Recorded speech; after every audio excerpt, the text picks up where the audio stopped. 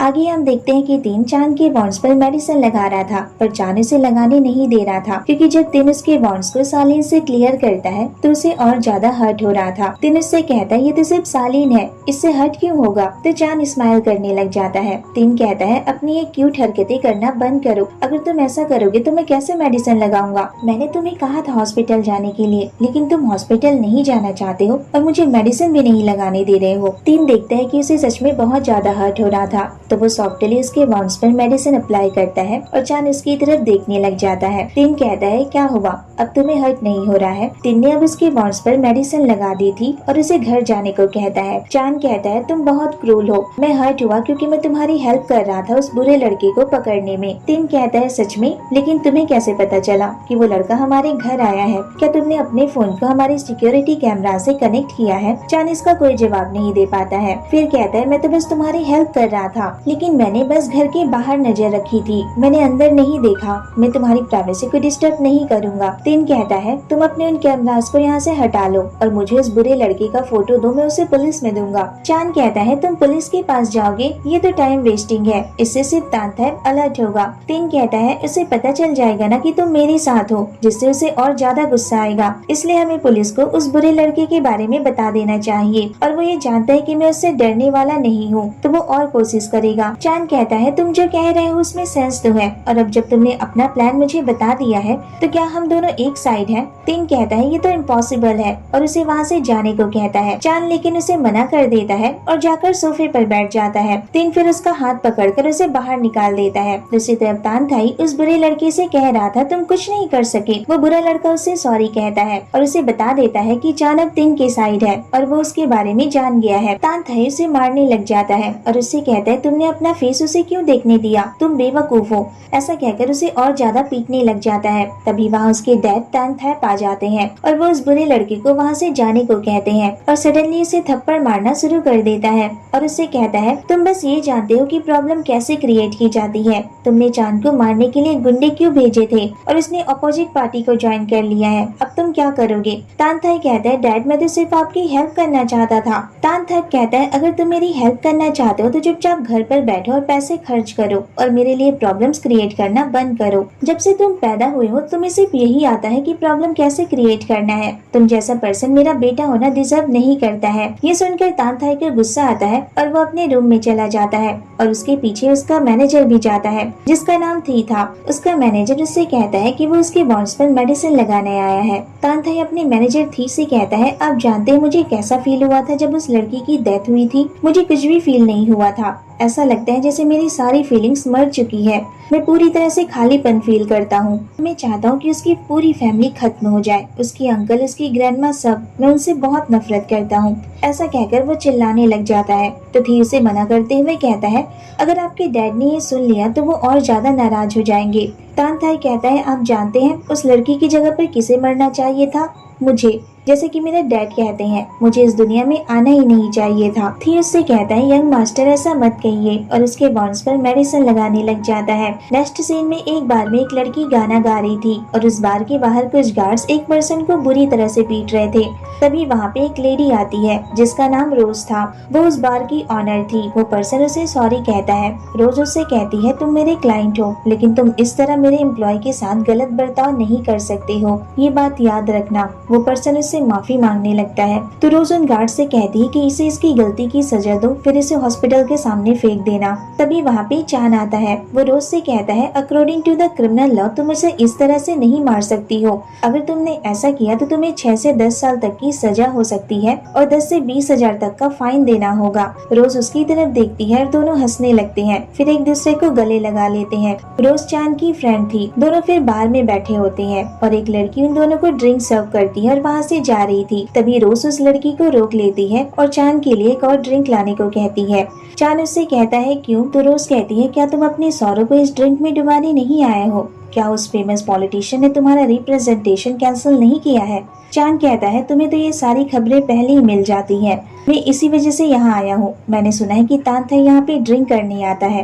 रोज कहती है हाँ, तो क्या तुम मुझे उसके बारे में कुछ बता सकती हो, क्योंकि मुझे लगता है कि ये केस थोड़ा अजीब है। तभी वहाँ पे खड़ी लड़की कहती है, कुछ दिनों पहले तानथाई माया और उसकी लड़कियों के साथ यहाँ पे ड्रिंक कर रहा था। दोनों फिर माया के रूम में जाते हैं। रोज फिर माया से तानथाई के बारे में पूछती है। माया कहती है वो लड़का जो 2 ग्लास ड्रिंक करने के बाद ही ड्रंक हो गया था और फालतू की बकवास कर रहा था। चान उससे कहता है, क्या तानथाई ने उस दिन कुछ अजीब बातें बोली थी? क्या तुम मुझे उस दिन के बारे में डिटेल्स में बता सकती हो? माया उसे बताती है कि उस दिन तानथाई ड्रिंक तो करने आया था, लेकिन वो पहले से ड्रंक था और हमें एक फ्लैशबैक दिखाया जाता है जिसमें तानथाई ड्रिंक कर रहा था और अपने डैड को स्टूपिड कह रहा था और एक डॉल के बारे में बात कर रहा था जिसे देखने के बाद उसके डैड डर जाएंगे। फिर उसका मैनेजर वहाँ पर आता है, उसे उठाकर वहाँ से ले जाता है और यहाँ पर ये फ्लैशबैक खत्म हो जाता है। माया कहती है उस दिन सिर्फ इतना ही हुआ था। वो चान को प्रिटी बॉय कहकर बुला रही थी।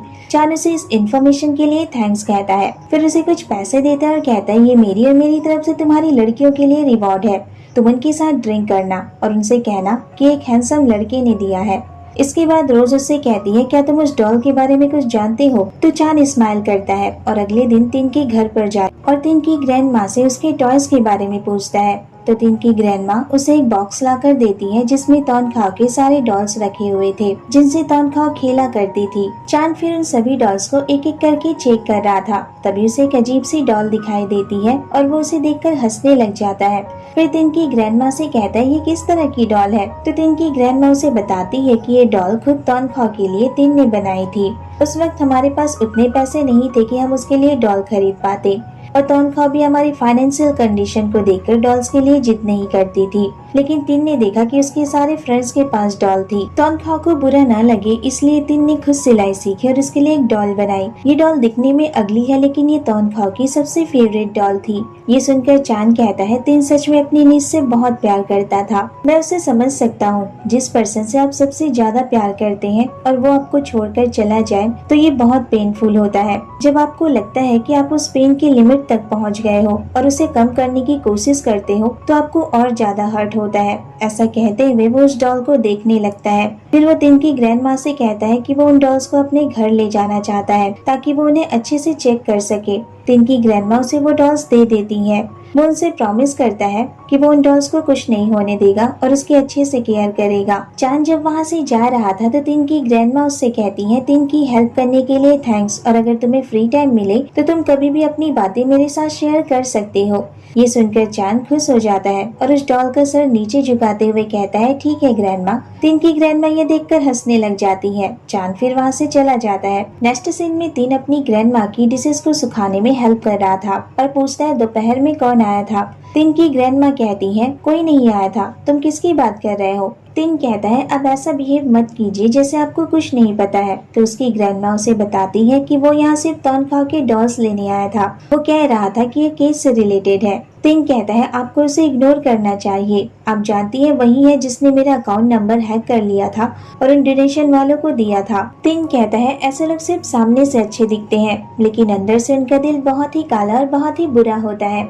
उसकी ग्रैंड माँ कहती है चांद इस तरह का पर्सन नहीं है। तिन कहता है आप उसकी ट्रैप में मत फंसिए। उसकी ग्रैंड माँ कहती है ऐसा होने के पीछे शायद उसका एक रीजन है। तिन कहता है क्या रीजन है? तिन की ग्रैंड माँ कहती है मुझे नहीं पता लेकिन जब भी मैं उसे देखती हूँ तो ऐसा फील होता है जैसे उसके साथ कुछ बहुत ही भयानक और बुरा हुआ है और जब हम हर्ट होते हैं तो हम एक आर्मर की तरह अपने ऊपर एक थिक सिल्ड की लेयर बना लेते हैं अपने वॉन्ड्स को ढकने के लिए और हम दोबारा से हर्ट नहीं होना चाहते हैं। अगली सुबह तिन को पुलिस स्टेशन से कॉल आता है कि उसके केस को एक्सेप्ट कर लिया गया है और उस पर इंक्वायरी शुरू कर दी गई है। ये सुनकर तिन खुश हो जाता है और सभी पुलिस स्टेशन जाते हैं उस ऑफिसर को थैंक्स कहने के लिए। वो ऑफिसर कहता है कि वो अपनी तरफ से पूरी तरह से कोशिश करेगा लेकिन उन्हें भी कॉर्पोरेट करना होगा। तिन कहता है हम अपनी तरफ से कॉर्पोरेट करेंगे। तभी वो ऑफिसर कहता है लेकिन मैं एक बात आप लोग को क्लियर कर देना चाहता हूँ कि वो एक ही केस का इंचार्ज नहीं है बल्कि उसके पास ऐसी 100 केसेस हैं। तो क्या वो अपने लॉयर से कहेंगे कि वो उसे थ्रेट देना बंद कर दे? ये सुनकर सभी शॉक हो जाते हैं। हैं। तभी वहाँ पे चान आता है। वो कहता है वो लॉयर मैं हूँ और मैंने आपको कोई थ्रेट नहीं दी थी, मैं तो बस आपको लॉ को फॉलो करने को कह रहा हूँ। और अगर पब्लिक ऑफिसर्स अपनी ड्यूटी अच्छे से नहीं करता है तो इसका मतलब है कि वो लॉ के आर्टिकल्स को फॉलो नहीं कर रहा है। इसके बाद सभी तिन के घर जाते हैं और चान को छोटी सी कंग्रेचुलेशन पार्टी देते हैं जिसमें सभी एक साथ डिनर करने वाले थे। तिन का नेबर कहता है तुम्हारा थैंक्स, तुम्हारी वजह से ही पुलिस ने इन्वेस्टिगेशन करना शुरू कर दिया है। फिर उसकी ग्रैंडमा भी उससे कहती है अगर तुम नहीं होते तो पता नहीं पुलिस कितने टाइम पर इन्वेस्टिगेट करने में और कितना टाइम लगाती। चान कहता है कोई बात नहीं, पुलिस अब अपना काम करेगी, वो सारे एविडेंस को इकट्ठा करेगी और उन लोगों के लिए चार्ज फाइल तैयार करेगी। लेकिन अगर आप लोग मुझे अपना लॉयर बना लेते हैं तो मैं ये सारी चीजें अच्छे से संभाल लूंगा। नाम कहती है वो तांत है बड़ा पॉलिटिशियन है, अगर फिर से उसने इस केस को इन्वेस्टिगेशन होने से रोक दिया तो क्या होगा। चान कहता है अगर ऐसा कुछ हुआ तो इस बार कोर्ट खुद इस केस को इन्वेस्टिगेट करेगी, वो भी लॉ सूट के थ्रू पर। ये सुनकर सभी खुश हो जाते हैं और चान को अपना लॉयर बनाने के लिए तैयार हो जाते हैं। लेकिन तिन मना कर देता है। वो कहता है मैं अपने केस को इससे रिप्रेजेंट करने नहीं दूंगा, आप सब इसकी जाल में मत फंसिए। चान कहता है आप लोगों ने देखा ना, तिन अभी भी मुझे अपना विलन मानता है। मुझे नहीं पता कि तुम किस बात को लेकर मुझसे इतना नाराज हो, क्या तुम्हारी अपनी गर्लफ्रेंड के साथ फाइट हुई है। तो नाम कहती है इसकी कोई गर्लफ्रेंड नहीं है। चान कहता है पर मुझे तो लगता है इसके पीछे बहुत सी लड़कियां पड़ी होंगी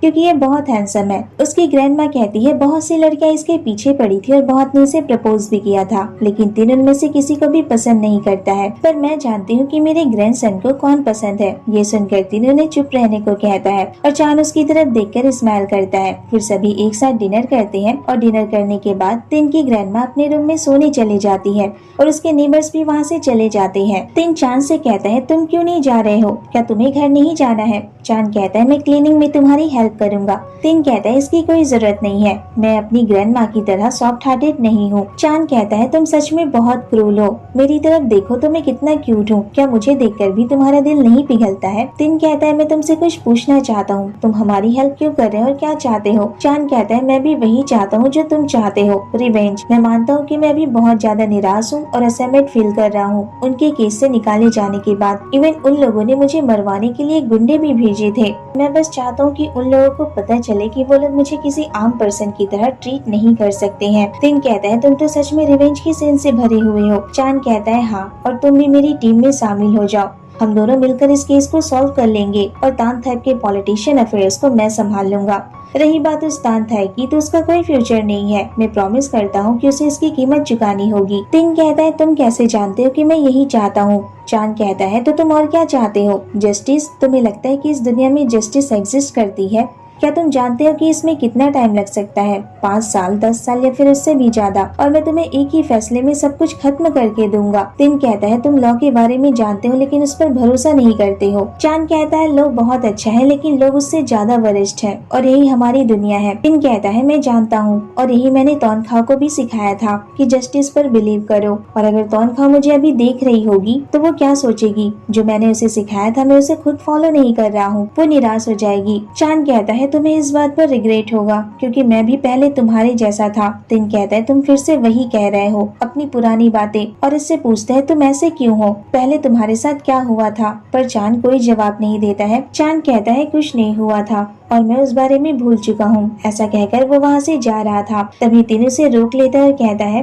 तुम अपने गुजरे हुए कल के बारे में भूल चुके हो और बात भी नहीं करना चाहते। इसका मतलब है कि तुम नहीं भूले हो लेकिन भूलना जरूर चाहते हो। प्लीज बताओ कि तुम्हारे साथ क्या हुआ था जो तुम इतने हार्टलेस हो गए हो। मैं जानता हूँ तुम पहले ऐसे नहीं थे, आखिर वो क्या था जिसने तुम्हें इतना सेल्फिश बना दिया है। लेकिन चान उसे कुछ नहीं बताता है और वहाँ से चला जाता है। फिर वो अपने घर में ड्रिंक कर रहा था और कुछ सोच रहा था और हमें उसके पास्ट का सीन दिखाया जाता है। चान अपनी माँ के साथ फोटोग्राफ्स क्लिक करवा रहा था, वो उसके ग्रेजुएशन का दिन था। फिर उसे उसकी पहली केस दी जाती है जिसे देखकर वो बहुत खुश हो जाता है और वो उस केस को जीत भी जाता है जिसके लिए वो लेडी उसे थैंक यू कह रही थी। केस खत्म होने के बाद जब चान कोर्ट से बाहर आता है तो देखता है उसकी माँ उसका वेट कर रही थी। वो तुरंत जाकर उन्हें हग कर लेता है और उनसे पूछता है आप यहाँ कितने टाइम से खड़ी हुई हैं। तो उसकी माँ कहती है ज्यादा समय नहीं हुआ है, मैं बस अभी आई हूँ। फिर दोनों वहाँ से लंच करने के लिए चले जाते हैं। फिर हमें वही सीन दिखाया जाता है जहाँ पर चांद की आंखों पर ब्लैक पट्टी बंधी हुई थी और यहाँ पर ये एपिसोड खत्म हो जाता है। तो कैसा लगा आपको ये एपिसोड, मुझे कमेंट करके जरूर बताना। अगर वीडियो अच्छी लगी हो तो प्लीज वीडियो को लाइक, शेयर और मेरे चैनल को सब्सक्राइब करना मत भूलना। Thanks for watching, bye bye, take care.